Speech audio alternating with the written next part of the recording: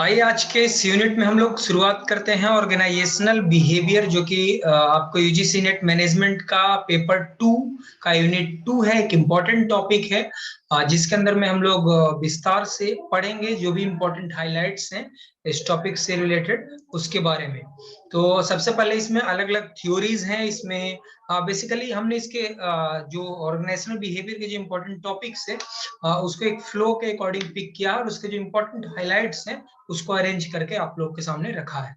जैसे leadership theories के ऊपर में इस स्लाइड में हम लोग पढ़ेंगे। इस वीडियो में लीडरशिप थ्योरीज के बारे में हम लोग जिक्र करेंगे विस्तार से। अलग अलग लीडरशिप थ्योरी है, अलग अलग लोगों ने दिया, अलग अलग जो भी से जुड़े हुए वैज्ञानिक रहे, चिंतक रहे, थिंकर्स वगैरह जो भी रहे, फिलोसफर्स रहे, उन्होंने अपने विचार दिए हैं। जैसे एक ब्लैक एंड माउंट साहब हैं जो कि एक पॉपुलर अगर हम कह लें तो फिलोसफर भी हुए। उन्होंने मैनेजरियल ग्रिड का एक थ्योरी दिया, Blake and Mouton's managerial grid के नाम से पॉपुलर है, जिसमें एक उन्होंने कोऑर्डिनेट लिया जिसमें एक्स एक्सिस और वाई एक्सिस पे पॉइंट को लोकेट किया और उन्होंने पॉइंटिंग के हिसाब से बताया कि कहाँ पे जो जिस पॉइंट का नाम उन्होंने आइडेंटिफाई किया और उसके अकॉर्डिंग उसका ये डिफाइन किया कि कितना वो संस्था व्यक्ति के लिए कंसर्न है और कितना काम के लिए कंसर्न है। ठीक है, अब जैसे कि हम लोग शुरुआत करते हैं, आपको 19 हाई, आपको सबसे ऊपर गया हाई, इसको कंट्री क्लब मैनेजमेंट बोलते हैं। इसमें आपका क्या है कि concern for people 9, concern for product 1, आदमी की चिंता ज्यादा है, काम की चिंता कम है, तो इसको कंट्री क्लब मैनेजमेंट कहते हैं।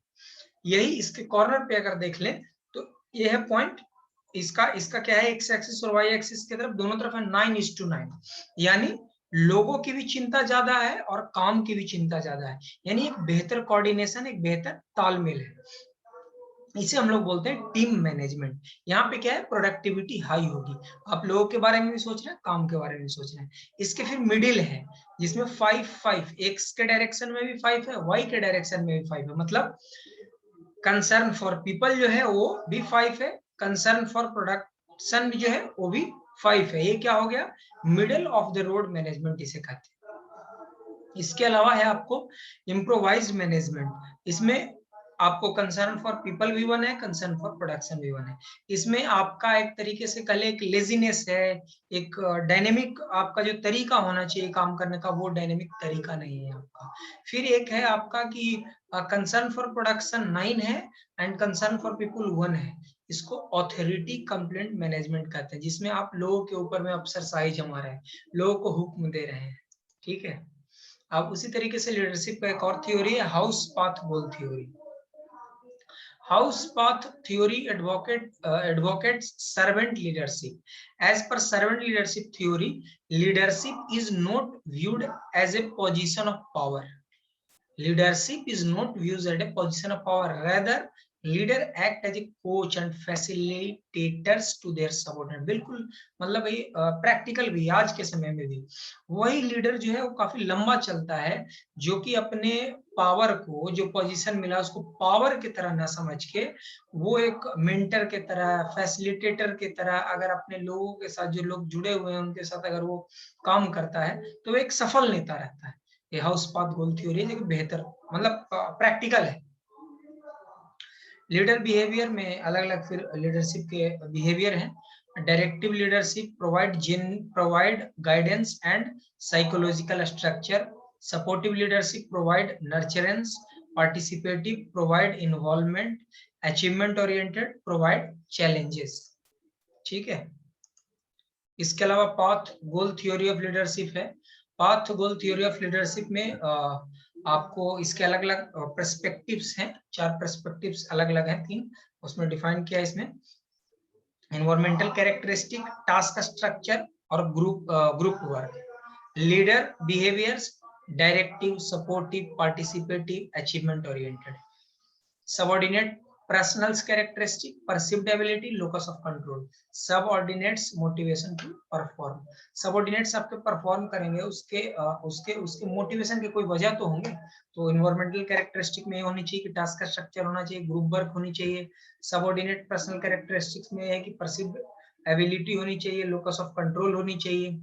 लीडर बिहेवियर की बात करें तो डायरेक्टिव हो, सपोर्टिव हो, पार्टिसिपेटिव हो, अचीवमेंट ओरिएंटेड हो, तो वहां क्या है कि आपकी इफिशियंसी आउटपुट की चांसेस ज्यादा होती है, ठीक है। फिर आपको है great man theory of leadership. आपको great man theory of leadership को दिया है थॉमस कार्लेल ने 1840 में। Assumption of this theory is leader are born, leader can not be made. Great man theory leadership का ये मानना था कि भैया लीडर जो है वो जन्म से होता है, लीडर को आप बना नहीं सकते हैं, जैसे शिवाजी महाराज, ठीक है। फिर अगला थ्योरी है trait theory of leadership, personality trait. इसमें ability, personality trait, motivator. Ability उनकी योग्यता क्या है, कितने बुद्धिमत्ता है, कितनी नई प्रयोग करने की क्षमता है, उनके अंदर में पर्सनल उनकी व्यक्तिगत मैच्योरिटी कितनी है, आपको निर्णय लेने की क्षमता क्या है, आत्मविश्वास कितना है, ठीक है। और एक अच्छे कैसे मोटिवेटर की तरफ प्रोत्साहित कर रहे हैं अपने साथ वाले लोगों को, खुद में कैसे आत्मविश्वास को जगा रहे हैं, ठीक है। लीडरशिप मेंबर एक्सचेंज थ्योरी भी इंपॉर्टेंट थ्योरी है। This theory is also known as vertical dyadic linkage theory, यानी लीडरशिप मेंबर एक्सचेंज थ्योरी को हम आपको वर्टिकल डायडिक लिंकेज थ्योरी भी कहते हैं। According to this theory leader forms different kind of relationship with various group of subordinates.